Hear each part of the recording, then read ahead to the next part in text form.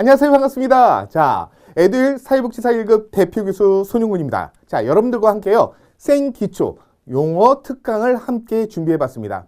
특히 사회복지사 1급 준비하시는 분들은요. 용어 개념을 정확히 알고 계셔야 그 다음에 개념을 확인할 수가 있고요. 그 개념을 기반으로 해서 이해를 동반하고 그 이해를 통해서 암기를 하셔야 되는 것이거든요. 그래서 가장 중요한 부분이 바로 용어라는 부분이에요. 자, 그런데 왜 이렇게 사회복지에서 용어를 중요시 여기느냐? 우리 사회복지는요, 바로 다학문적인 체계를 갖고 있다는 부분입니다. 자, 다학문적인 체계를 갖고 있다는 얘기는 뭐냐면, 우리는 전통적이고 기초적인 그런 학문이 아니라, 그러니까 법학이나 의학이나 뭐 사회학이나 경제학이나 이런 각각의 독립된 그런 학문이 아니라요, 다학문적인 다양한 영역들이 함께 모여져 있는 그런 학문이 바로 사회복지라는 거예요.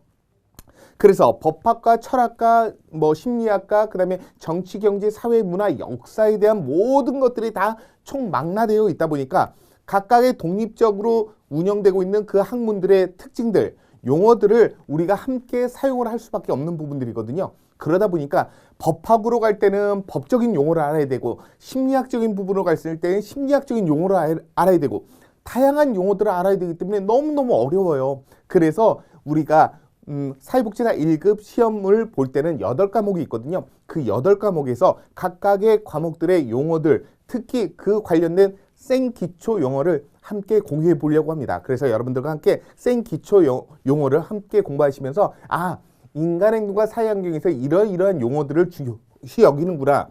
또 지역사회복지론에서 이러이러한 용어들을 중요시 여기는구나. 사회복지 정책, 법제, 행정 모든 것들이 각각의 독특한 용어들이 있거든요. 그 용어들을 함께 공부하시는 그런 시간을 가져보도록 하겠습니다. 자, 첫 번째. 자, 인간행동과 사회환경입니다. 자, 인간행동과 사회환경에서는요, 바로 인간에 대한 발달, 그리고 그 발달에 따른 단계별 발달 과업들이 있습니다. 그래서 우리가 일명 점성의 원리라고도 하고요, 불가역성이라고 하는 그런 부분들이 있죠.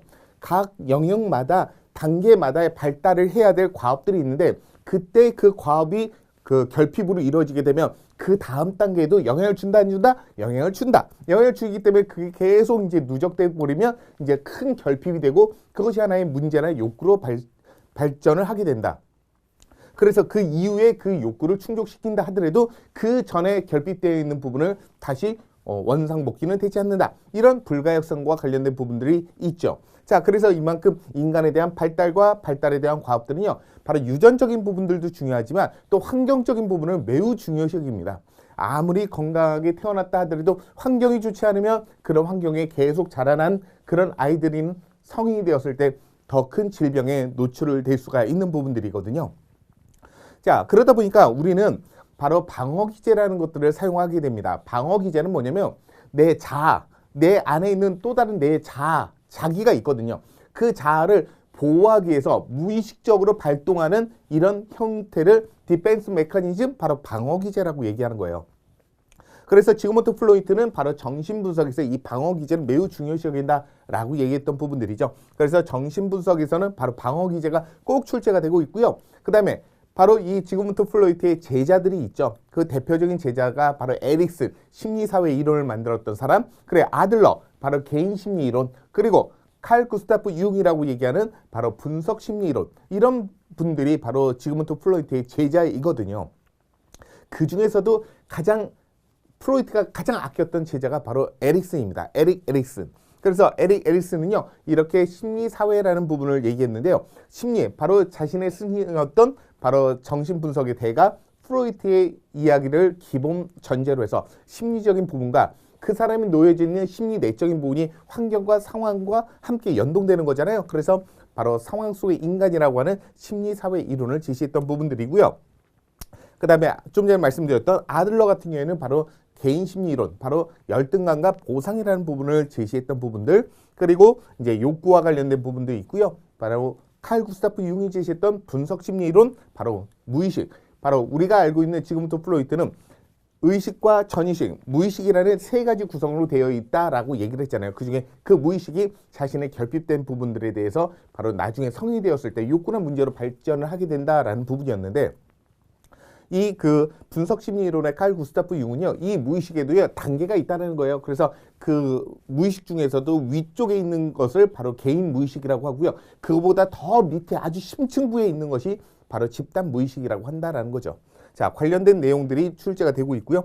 행동주의, 바로 스키너죠. 바로 조작적 조건을 제시했던 부분들. 그 다음에 일반 체계, 그 다음에 생태 체계라는 부분들입니다. 자, 일반 체계하고 생태 체계의 가장 큰 기준은 뭐냐? 자, 생태 체계는요, 일반 체계 플러스 생태학 이론이 합쳐져 있어서 생태 체계 이론이라고 하는 거고요. 그리고 바로 반드라고 제시했던 바로 사회학습 이론.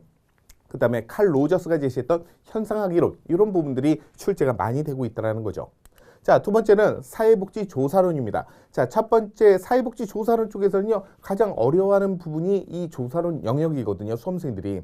자, 우선 사회과학이 갖고 있는 윤리성이라는 부분이 있어요. 우리는 뭐 실험을 할 때 쥐나 고양이나 뭐 이런 개나 반려견이나 이런 것을 동물을 대상으로 하는 것이 아니라 바로 인간이 대상이 되어서 하다 보니까 거기서 만들어지는 바로 도덕적 모성, 윤리성에 대한 문제가 생긴다는 거죠. 인간을 다루고 있다 보니까 인간에게 다양한 실험들에 있어서 다양한 윤리적인 문제가 생길 수 있잖아요. 왜? 생명에 대한 부분, 위기라는 부분, 위협이라는 부분이 함께 존재하고 있기 때문에.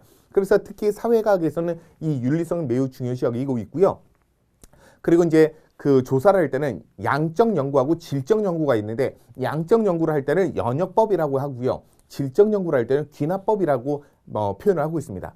그래서 그것과 함께 연동되는 것이 바로 변수라는 거죠. 자, 원인이 되는 변수를 우리는 독립변수라고 하고요. 그 다음에 결과, 목적이 되는 변수를 우리는 종속변수라고 합니다. 그래서 순수하게 원인이 되는 변수인 독립변수가 종속변수에 영향을 줄 수 있어야만 되는 부분들인데, 그 사이에 다양한 외생변수, 즉 제3의 변수들이 존재하고 있기 때문에 완벽한 실험이 될 수 없다. 그래서 이제 오차가 발생할 수 있다라는 부분이고요. 그것을 바로 저해 요인, 장애 요인이라고 얘기하는 부분들이죠.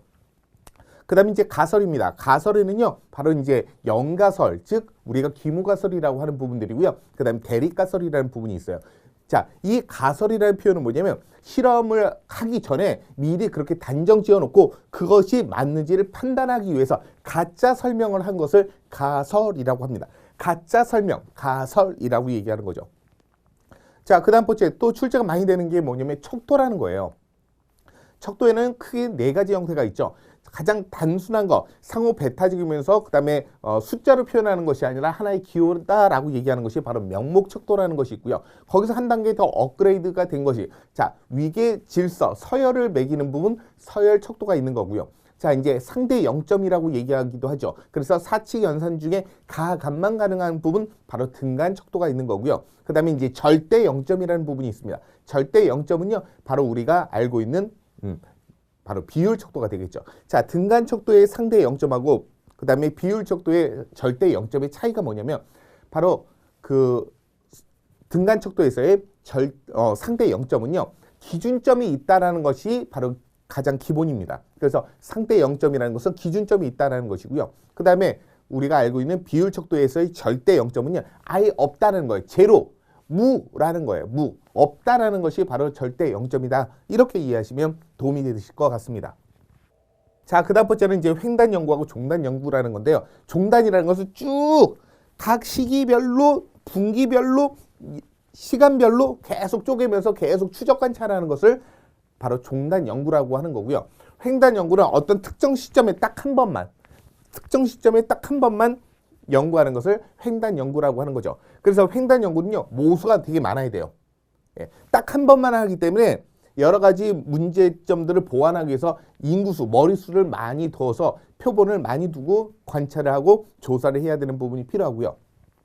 종단 연구는요, 대상자 수가 적어도 됩니다. 왜? 그것을 커버할 수 있는 것이 시간이 엄청나게 길거든요. 최소 5년에서 10년 이상 계속 추적 관찰하는 부분이 있기 때문에 모수는 적어도 됩니다. 예, 그렇기 때문에 시간으로 그걸 커버할 수 있기 때문에 그렇죠. 그래서 종단 연구에는 크게 세 가지가 있잖아요. 패널 연구라고 하는 부분이 있습니다. 패널 연구, 패널이라는 게 뭐냐면 고정된 이라는 표현이에요. 고정된 사람을 계속 시간의 흐름에 따라서 추적 관찰하는 것을 패널 연구라고 하는 거고요. 동년배 조사 또는 동류 집단 조사라고 얘기하죠. 자, 그럼 동류 집단, 특정 시기에 함께 그 시간을 공유했던 사람들, 바로 MZ세대, Z세대, Y세대, 6.25 전쟁 세대, 베이비붐 세대 이런 세대들 그 세대 안에는 다양한 사람들이 있잖아요. 그렇지만 한 시대를 함께 공유했던 사람들을 우리는 동년배, 동료 집단이라고 하는 거고요. 그 다음에 이제 추세, 추이, 경향 또는 트렌드 조사라고 하는 부분들이 있습니다. 예, 이런 부분을 종단 연구라고 하는 거고요. 그 다음에 전체적인 내용들을 다 조사한다면 그걸 모집단이라고 얘기하고요. 그래서 모수라고 표현합니다. 그런데 전체를 다 조사할 수가 없으니까 일부의 사람들만 뽑아서 바로 표본 조사를 하게 되는데 일부의 사람을 뽑을 때 잘 뽑아야 이 표본 조사의 결과치가 모집단의 결과로 이렇게 딱 반영이 될 수 있다. 그것을 바로 표본의 대표성이라고 얘기하는 거죠. 그 표본의 대표성, 그래서 표본에 대한 오차, 표집 오차를 최소화시키기 위한 방법들을 우리는 표집이라고 얘기합니다. 이 표집에는요, 바로 표본 추출이라고도 얘기했는데 표집에는 두 가지 형태가 있더라. 하나는 바로 확률 표집 방법이 있고요. 또 하나는 비확률 표집 방법이 있어요. 확률 표집 방법은요, 다시 네 가지로 구성되어 있거든요. 바로 단층 집체라고 얘기하는 부분이 있습니다. 단순 무작위, 바로 층합 표집, 직납 표집, 그리고 체계적 표집이라는 부분이 있고요. 자, 그 다음에 바로 비확률 표집 방법은요, 비확률이라는 것 자체가 기본적으로 바로 네 가지 형태가 있는데 하나는 바로 편판할 눈이라는 부분입니다. 그래서 편의 표집, 판단 표집, 그 다음에 할당 표집, 그 다음에 눈덩이 표집 또는 누적 표집, 스노볼 표집이라는 부분들이죠. 그래서 우리가 확률 표집 방법은요, 뽑힐 확률을 알고 있기 때문에 양적 연구를 할 때 사용하는 부분들이고요. 뽑힐 확률을 모를 때 모집단이 몇 명 있고 그 다음에 뽑을 표집이 몇 명인지 관심이 없어요. 그때마다 뽑는 방법을 우리는 비확률 표집 방법이라고 합니다. 그래서 거기에 따른 표본 오차, 표집 오차가 발생을 하게 되는 거죠. 그래서 확률 표집 방법은 모집단이 몇 개가 있고 몇 개 중에 몇 개를 뽑는 데 있어서 뽑힐 확률을 알고 있기 때문에 표집에 대한 오차, 표본 오차를 확인할 수가 있고 최소화시킬 수가 있다는 거죠. 그런데 비확률 표집 방법은요, 뽑는 인원을 모르고 뽑힐 확률을 모르기 때문에 바로 표집 오차를 확인할 수가 없다라는 부분이 있습니다. 그래서 분석 오류에 대한 부분, 그리고 이제 신뢰도, 타당도. 신뢰도가 뭔지 아세요? 신뢰도를 우리는 바로 일반화라고 얘기하는 거고요. 그 다음에 타당도는 뭐라고 하냐면 우리는 정확성이라고 얘기합니다. 그래서 바로 신뢰도에 대한 부분 일반화. 신뢰도 바로 그 믿음과 관련된 부분이잖아요. 그래서 신뢰도에 대한 부분들도 있고요. 그 다음에 타당도는 이제 정확성이라고 한 겁니다. 그래서 이제 신뢰도 일관성이라고 얘기하고 타당도는 정확성. 그런데 이 타당도에는 두 가지가 형태가 있죠. 하나는 내적 타당도가 있고 외적 타당도가 있다. 내적 타당도는 뭐냐면 바로 인과관계, 원인과 결과에 대한 관계를 확인하는 부분을 우리 내적 타당도라고 얘기하는 거고요. 외적 타당도는 뭐냐면 바로 일반화 정도를 얘기하는 겁니다. 그래서 신뢰도는 일관성, 타당도는 정확성, 내적 타당도는 인과관계, 그리고 외적 타당도를 일반화 정도 이렇게 표현하고 있습니다. 그리고 이제 다양한 자료 수집과 그다음에 실험 설계, 그다음에 이 자료 수집에는요, 바로 질문지법도 있고요. 서베이 조사라고도 하죠. 그 다음에 면접 조사, 그 다음에 관찰법 이런 부분들을 바로 사회복지 조사론에서 다루고 있는 부분들입니다. 자, 그 다음 번째는 바로 이제 2교시 부분이죠. 사회복지 실천론입니다. 자, 사회복지 실천론은요, 우리는 다른 학문하고 다르게요. 다른 학문은 옳고 그름을 판단하는 그런 학문이라고 한다면 우리는요, 가치를 존중해주는 부분들입니다. 그래서 가치와 관련된 부분이죠. 인간에 대한 생명에 대한 가치, 평등에 대한 가치, 자유에 대한 가치, 효율에 대한 가치, 이런 가치들을 중요시 여기는 것이 우리 사회복지 학문이거든요. 그래서 가치에 대한 부분들, 그리고 사회복지 실천이라는 부분, 바로 이제 전문적인 서비스를 통해서 제도와 함께 실천 영역에서 클라이언트에게 전문적인 서비스를 제공해 주는 걸 사회복지 실천이라고 얘기하고요. 거기에 따라서 여러 가지 이제 윤리적인 문제가 생길 수가 있잖아요. 왜? 우리는 사람을 다루고 있기 때문에. 그래서 우리는 사회복지사는요, 윤리 강령을 채택을 하고 있습니다. 그래서 윤리 강령에는 기본적인 윤리 기준도 있죠. 기본적인 윤리 기준에는 세 가지가 있잖아요. 하나는 전문가로서의 자세, 전문성 개발을 위한 노력, 그리고 경제적 이득에 대한 태도, 그리고 이제 동료에 대한 부분들이 있죠. 클라이언트와의 관계 부분이 있죠. 그리고 이제 기관과 사회에 대한 윤리 기준, 이런 부분들이 또 출제가 많이 되고 있어요. 자, 그러다 보니까 이제 윤리적 갈등, 딜레마가 생깁니다. 자, 가치 상충에 대한 부분, 의무 상충에 대한 부분, 그리고 클라이언트의 다중성에 대한 부분, 결과에 대한 모호성에 대한 부분, 힘에 대한 불균형에 대한 부분, 다양한 윤리적 딜레마가 발생을 하게 된다. 그래서 이제 다양한 사회복지 실천 현장에는요, 사회복지가 메인이 되는 것을 1차 현장이라고 하고요. 사회복지는 보조적인 역할을 하면 2차 현장이라고 합니다.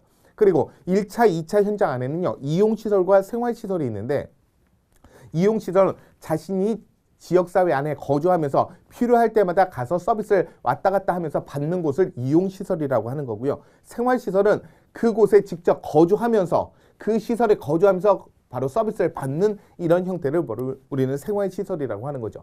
그리고 이제 직접 실천과 간접 실천이 있는데, 직접 실천은 사회복지사가 클라이언트를 직접 만나서 얼굴을 보면서 서비스를 제공해 주는 것을 직접 실천. 그리고 사회복지사가 클라이언트에게 직접 만나서 서비스를 제공하지 않지만 그 분위기나 환경을 조성하는 역할들이 간접 실천이라고 하는 겁니다. 그래서 사회복지사의 역할에는요, 조력자, 도와주는 역할부터 해서 클라이언트를 변론해주고 옹호해주는 옹호자의 역할, 그리고 중립적인 입장에서 조정을 해주는 바로 중재자의 역할, 조정자의 역할, 그리고 자원과 자원을 서로 연결시켜주는 중개자의 역할, 다양한 교육자의 역할, 다양한 역할들이 있습니다.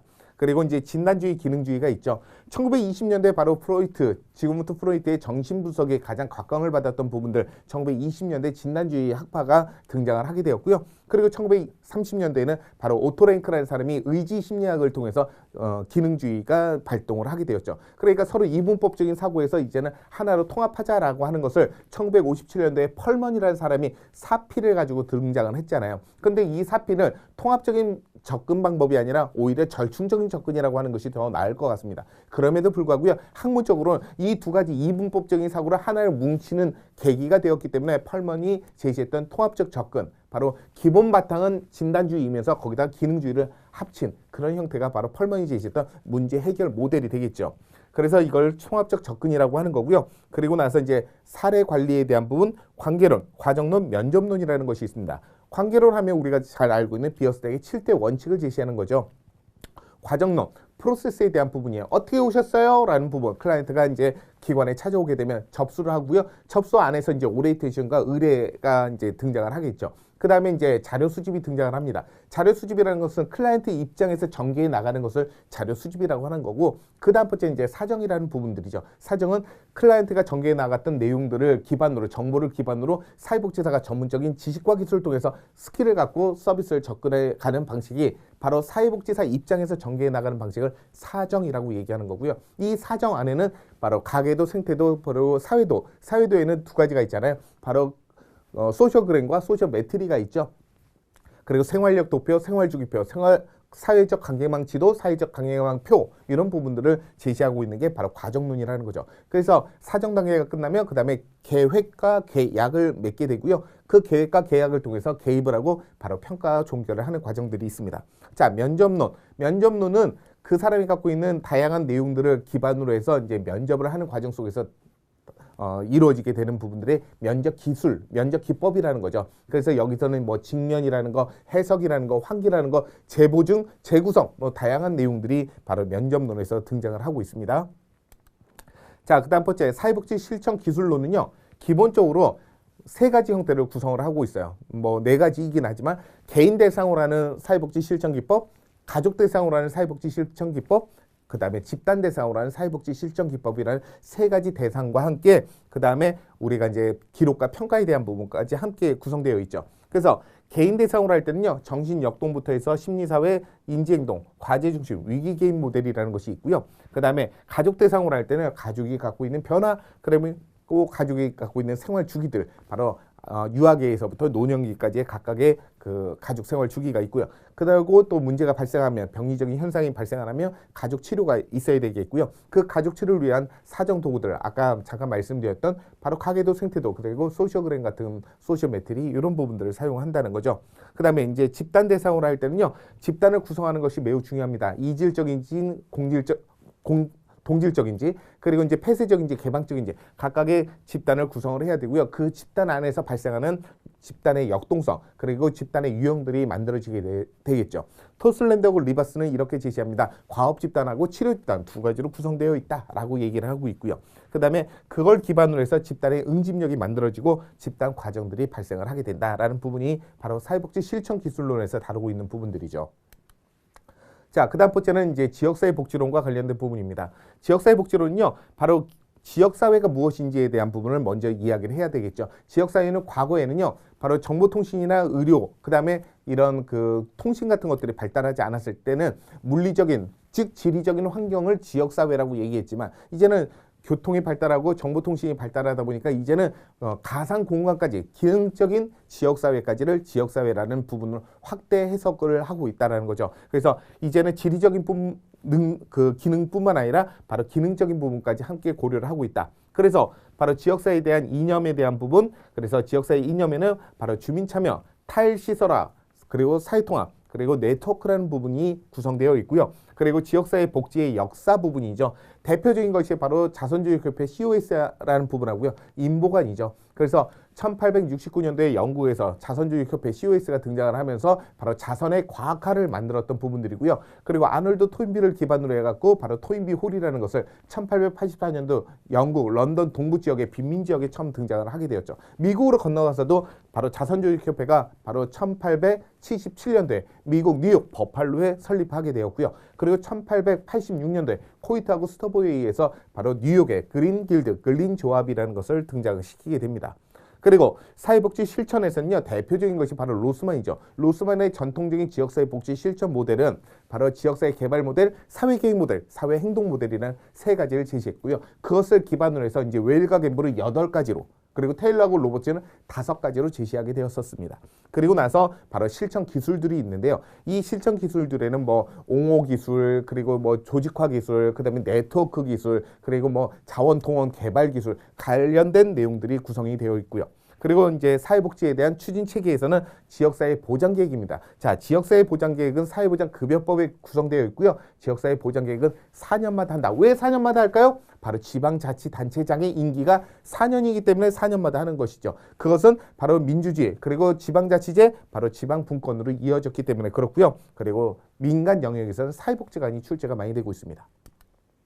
또한 사회복지 정책론이죠. 사회복지 정책론 하면 바로 가치와 관련된 부분이고요. 사회복지 정책이 갖고 있는 가치는 대표적으로 평등과 효율과 자유라는 이 3가지 가치를 기반으로 하고 있습니다. 그래서 평등, 효율, 자유라는 부분들인데 왜 이것을 기반으로 하고 있느냐? 바로 이제 자본이라는 것이 등장을 하면서 빈곤에 대한 원인, 프레임을 누구한테 씌울 것이냐에 대한 부분이 등장을 했죠. 그래서 과거에는요, 빈곤의 원인을 개인, 너가 무지하고 너가 나태하고 너가 게으르니까 네가 금어야, 그걸로 사는 거 아니야? 이렇게 생각했던 부분이에요.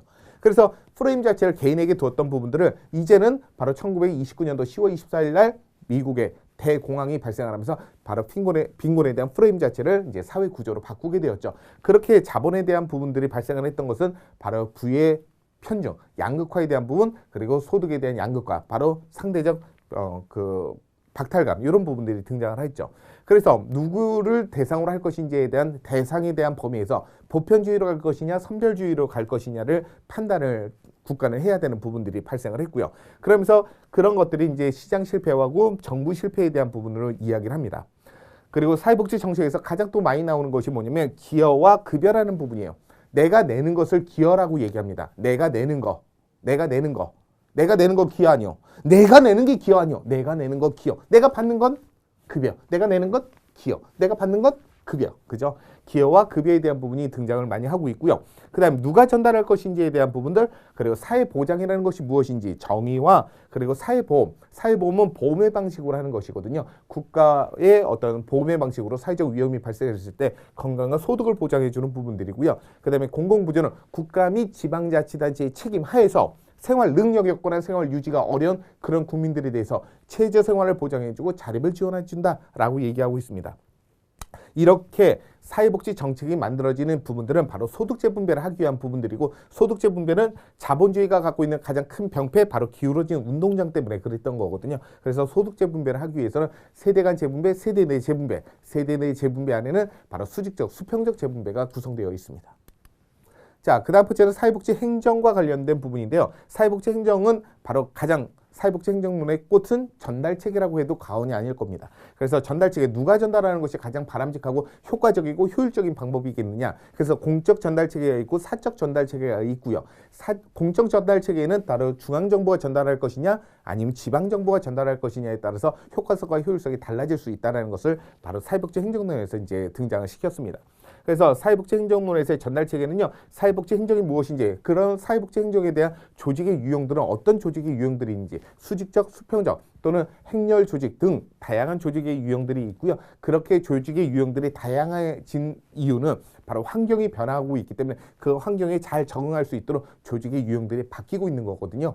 자, 그래서 이제 재정적인 부분, 사회복지 서비스를 제공하려면 재원이 필요하겠죠. 그래서 재정관리에 대한 부분이 매우 중요하고요. 그런 재정관리하고 예산통제에 대한 부분 중요한 내용들이고요. 그 다음에 인사관리하고 슈퍼비전에 대한 부분이 있고요. 그리고 리더십에 대한 부분들입니다. 리더십은 바로 처음에는 특성이론이라는 부분이 등장을 했고요. 그 다음에 이제 행동이론 다음에 이제 상황이론, 그리고 상황이론에서 이제 다음 번째는 이제 변혁 이론이라는 부분이 등장을 했죠. 변혁 이론을 다른 말로는 변혁적 리더십이라고 하고요. 변혁적 리더십 다음에는 바로 서번트 리더십이라는 것이 등장을 하죠. 그래서 다양한 리더십에 대한 부분의 이론이 등장을 합니다. 그리고 사회복지 조직에서는 사회복지 서비스를 제공하기 위해서는 다양한 프로그램들을 개발을 해야 될 필요가 있고요. 그 프로그램을 개발하기 위해서는 바로 먼저 그 지역사회에 있는 클라이언트들에 대한 욕구를 조사를 해야 되겠죠. 그 욕구를 조사를 통해서 프로그램을 설계하고 그 설계를 기반으로 해서 서비스를 제공하고 서비스를 제공한 이후에는 평가를 해야 되는 부분들이 필요합니다.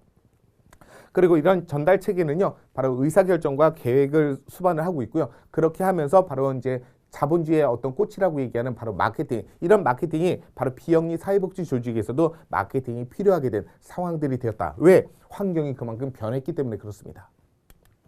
자, 그 다음에 마지막은 사회복지 법제론과 관련된 부분입니다. 사회복지 법제론에서는 법령이라는 용어들이 많이 나옵니다. 법령이라는 건 뭐냐면 법률 플러스 명령을 합쳐서 법령이라고 합니다. 법률, 명령 합쳐서 법령이라고 하는 거고요. 그리고 이제 수구권이라는 표현이 들어갑니다. 자, 수구권이라는 건 뭐냐면 급여를 내가 받는 걸 급여라고 했죠. 급여를 받을 수, 권리. 자, 급여, 서비스를 받을 권리를 수구권이라고 표현하고 있고요. 그리고 이제 다양한 급여의 종류들이 생깁니다. 자, 급여는 내가 받는 걸 얘기하는 거고요. 내가 내는 걸 기여라고 얘기하는 거죠. 그래서 급여에 대한 종류, 사회복지에 대한 권리성, 바로 수구권과 관련된 부분이고요. 그리고 이제 사회보장 기본법을 기반으로 해서 사회보험 공공구조, 사회보장 관련된 사회서비스까지 표현되고 있습니다. 그리고 이제 법령에서 대표적인 것이 사회보험이죠. 사회보험에는 5가지가 있습니다.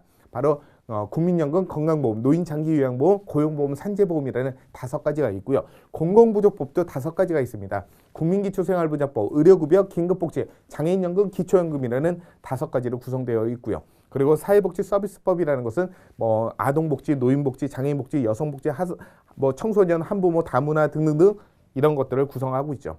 그래서 사회보장급여법에서는 사회보장과 관련된 부분들, 그리고 사회복지사업법에서는 서비스와 관련된 부분으로 구성되어 있다라는 겁니다. 관련된 내용들을 통해서 제가 아주 재밌게 강의를 해드릴 테니까요. 저와 함께 사회복지사 1급 준비해 보신다면요. 꼭 사회복지사 1급 합격하실 거라고 저는 믿어 의심치 않습니다. 저와 함께 어떠십니까? 함께 공부해 보시면 즐겁고 재밌는 그런 내용으로 구성을 해서 여러분들께 손을 보여드리도록 하겠습니다. 자, 오늘 강의 내용은 여기까지입니다. 수고하셨습니다.